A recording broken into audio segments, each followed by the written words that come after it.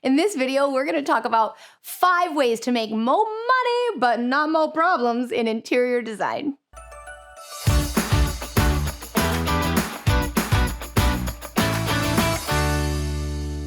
And stay till the end, because I'm gonna reveal to you, for real, the number one most problematic thing I see interior designers doing that are blocking them from making the mecca money. Ready? Let's start. Number 5, you gotta be doing projects faster.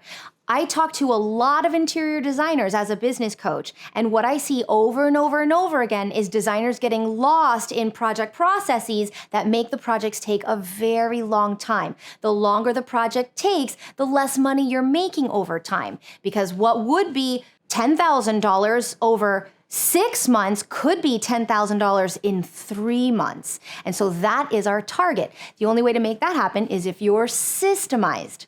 If you're interested in learning about systemization, check out my systemization video. Number 4, can you increase your profit margin? Now, there's really 2 biggest ways to do that. One is, can you increase a profit margin on the products that you're buying? For example, really look into the products that you're buying, making sure they're coming from designer-only vendors. That way you can make sure that your profit margin is the biggest. The second thing is, are you able to mark up any laborers that you're bringing in? Or are you able to raise your markup on laborers that you're bringing in? That's a great way to make more income without any more work. Even just moving the needle a little bit can realize a lot of profit.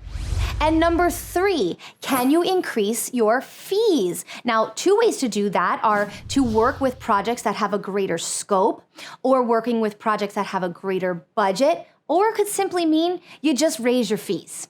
Now, here's what I want you to understand. It doesn't have to be that you raise your fees by $1 million the next day, but it does mean that you can raise your fees by $50 or by $75 or even by $10. But any upward movement in your fee is going to allow you to climb the ladder towards higher income. Now, here's one thing I know to be true. I know because I talk to a lot of designers as a business coach, and I have seen a lot of designers have hesitation and limiting beliefs as it relates to raising fees. If that's you, feel free to book a call with me and let's deep dive on that together. Go to thedesignershotline.com and I'll be waiting for you. Number 2. Can you have a higher conversion rate in sales? So think about how many potential client meetings you go to and how many of those potentials translate into buyers. Is there a way for you to really hone in on your sales skills so that you can up that conversion rate so that everybody wants what you're giving? All right, listen, I know that that's a lot easier said than done, but here's the good news. I used to not be good at sales, and what I found is that there are actually templates and tools that you can put into place that can support you in becoming good at sales. The trick is, don't do it alone. Be dedicated to learning.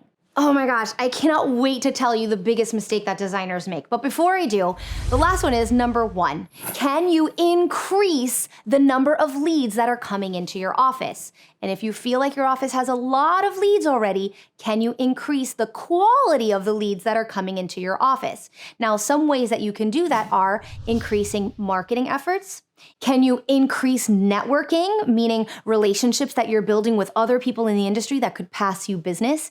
And can you increase referrals? Is there something that you can do to incentivize past clients or tool them, equip them with the tools to refer you to people who might be interested in your service? Okay, I have been on the edge of my seat. I want to stand up and scream it from the rooftops. This big, huge mistake that I see designers making all the freaking time, and I hope this is not you, but if it is, it's okay, we can work on it. So the big mistake I see designers make that hinders their increase in profits and increase in revenue and increase in wealth is charging hourly. Oh, I know, super controversial topic, but let me tell you about this. If you charge hourly, that means that you can only make as much as 24 hours in a day. And I don't know if you're like me, but do you like sleep? Do you like to eat? Do you need to go to the bathroom? Do you ever want to have a social life? You probably do. So that means that your income is capped. And that means that if you charge hourly, the only way to make more money is to pee less, sleep less, and have less of a social life. Does anybody want that? No. So here's the big takeaway. And if there's only one thing that you get from this video, I want it to be this. You cannot charge hourly if you want to see maximum income.